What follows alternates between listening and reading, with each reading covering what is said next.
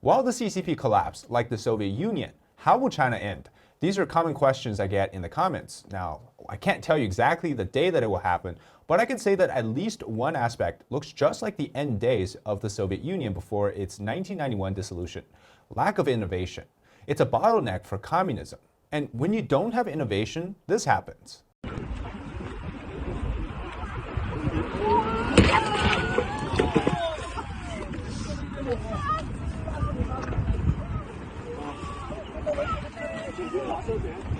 Yet that's a breaking test for a self-driving car made in China.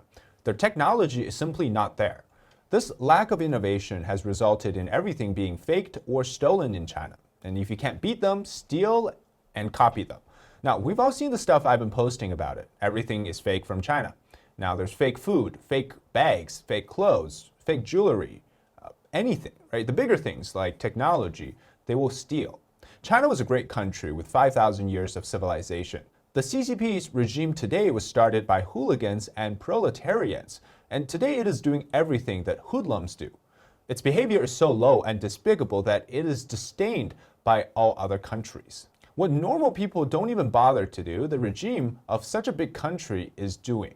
Communism gets things in the form of quick and fast. Communist countries are known for their so-called collectiveness, mass mobilization, and fast production. They're very proud to call everything a great movement, something great. The idea of great power, building great things. When Stalin was in power, the 5-year plan was done. Farming collectivization was done quickly. Heavy industries were launched. Arms, cannons. They fought the Germans, came out on top to rival the US in the Cold War. Mao Zedong too, with his one great word, you had things like the Great Leap Forward, the Great Famine, Cultural Revolution. And with the stroke of a finger, he got people in the countryside to rebel. And then after another call, people got sent up the mountains and down to the countryside. Now, of course, both killed a lot of people to get there, hundreds of millions of people, but that's another topic. From a technical perspective, purely, communism has the advantage because it's a one-party, one-man rule, dictatorship and totalitarian leadership. As the CCP saying goes, where the party aims the gun goes. And so that's why the mobilization of the entire system in a communist country goes big and fast. You won't see the US mobilize like this. It takes a lot of work. You have lawmakers, you have to do congressional bills, presidential orders, voters, elections. But when it comes to smart innovations, individuality, social upgrades, and market growth, the communist system falls off. That's fundamentally the issue that every iteration of the communist system cannot do. It's precisely why I think the reason that the Western system won the last Cold War. Because these individual-focused methods require genuine ingenuity, hard work, and individual talents, which is something that you cannot find in a mass mobilization. Because a mass mobilization seeks to erase the differences in people so that it can do things quick and fast and large. And it's limited to base level production. Now, by base level, it can range from building a building, building machineries, putting rockets on the moon, things like that. It's a huge range, but these all can be done by just mobilizing the masses. Now, that was the path of the Soviet Union, and that was the path of the Chinese Communist Party, and that's currently the trend again under Xi Jinping. But then we've also hit a major change in the world. Innovation since the 1990s has largely belonged to the free world as it becomes an information and digital focused age. Now, when it comes to the cutting edge consumer stuff, today, where is China's version of NVIDIA, OpenAI, SpaceX, TSMC from Taiwan, or Apple, or Google? And that's not even mentioning the military side. Now, some of you might be saying that, well, look, David, they have things like Huawei, SMIC, and other companies. Yes, they do, but they're all using stolen technology. And here's perhaps one that you cannot steal: artificial intelligence. Now, we've clearly seen that China is lacking behind, so this might be the bottleneck technology that could make the difference in this new Cold War. Now, what does the CCP do? They resort to stealing technology from the United States and other European countries, and then call it theirs. They've stolen things like high-speed trains technology, telecommunication, phone, electrical cars, weapon systems, jets, and biotechnology, among many other trade secrets. And then they even have the audacity to patent it as their own. Now, because communism does not respect individual prowess and human intelligence, they have no way to develop domestic talent.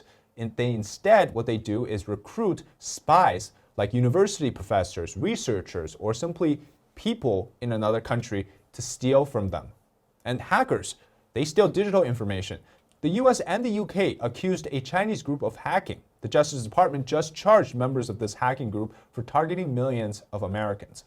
Now, of course, today in China, people don't fall for the Mao Zedong era or Stalin era sort of ideologically focused movement system inside a communist country where everybody has a little red book. But when you lose that, you lose the fundamental idea of communism, which is to control the mass using propaganda and indoctrination. So the party becomes worried. And then around this time, the number one problem it faces becomes the threat of legitimacy. And that's why Xi Jinping always stresses national security. The CCP has stamped out every single group or person that they believe is a threat to the legitimacy of the CCP. And they've resorted to some of the dirtiest, lowest tricks to do so. Now, this is a picture of tires belonging to tour buses of Shenyang Performing Arts, and they've been slashed.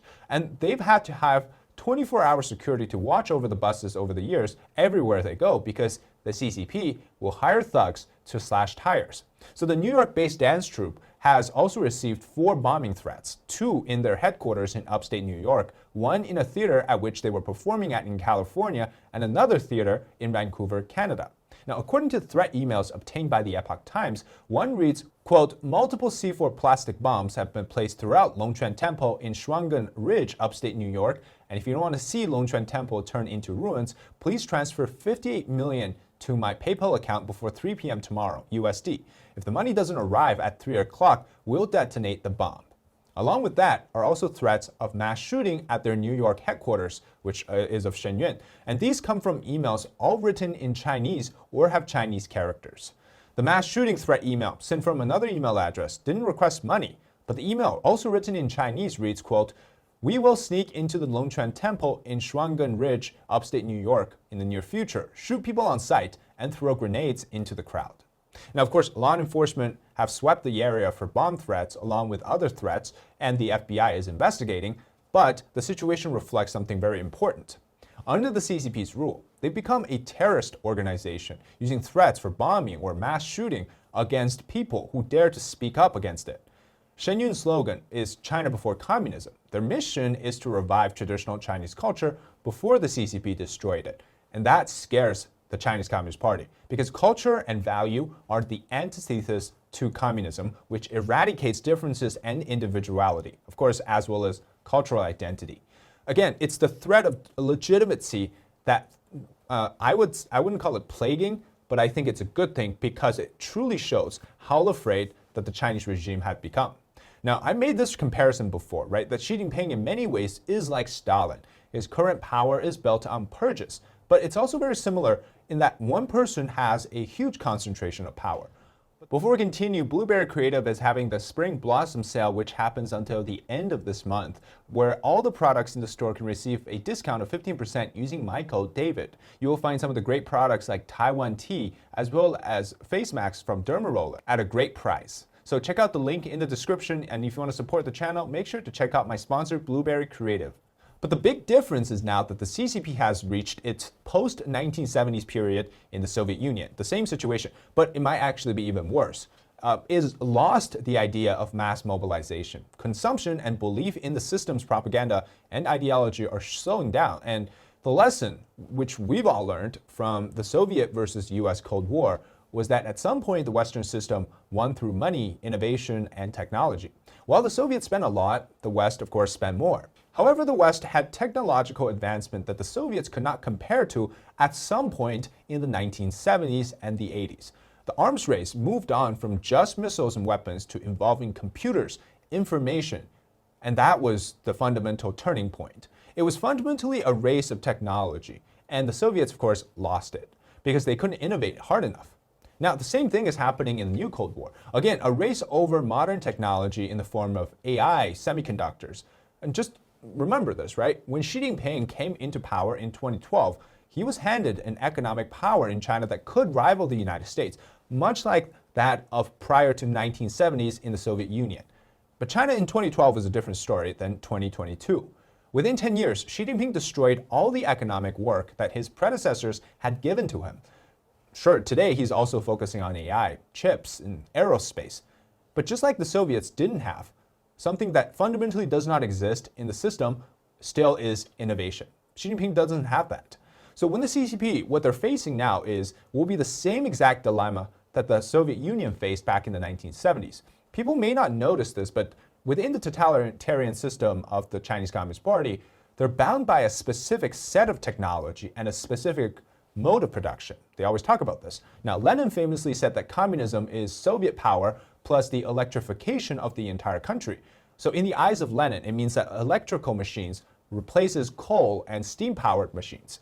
Then electrical machines eventually replaces the workers in production. So because that's exactly how you ensure you have maximum production, no worker strikes, and no economic crises. In the eyes of Lenin, that's the version of the future for communism.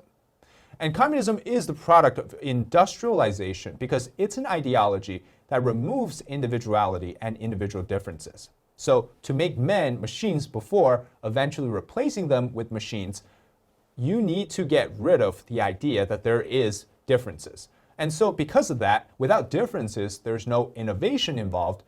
Communism can't innovate. So yeah, they grew up from that second industrial revolution back in the days, even benefited, but of course eventually fell in terms of the Soviet Union in the third industrial revolution. But today we're seeing the question, right?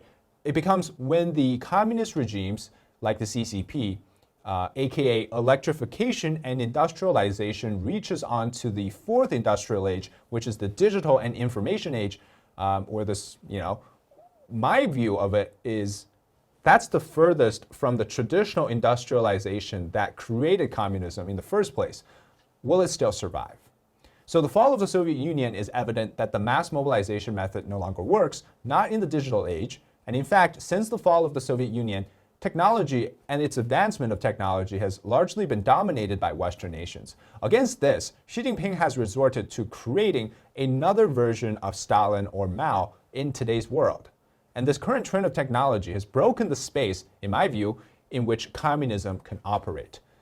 But yet they're still going back to that in China. So the CCP, of course, spent the last 40 years or so learning not to make the same mistakes as the Soviet Union.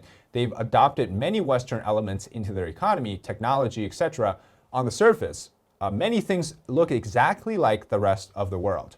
But as we've seen, unfortunately, what's become apparent in the last few years, Xi Jinping tells us that within the bones, ingrained inside the communist system, are still things that cannot escape its ideology, and in turn, it's going to lead it down the same path of eventual destruction as it did for the Soviet Union. All right, that's it today for the episode on me trying to analyze an aspect between the Soviet and China today and why it could spell the destruction of both or one after the other. And if you enjoy the content, leave a like, comment below your thoughts, and subscribe to our channel. Until next time, bye-bye.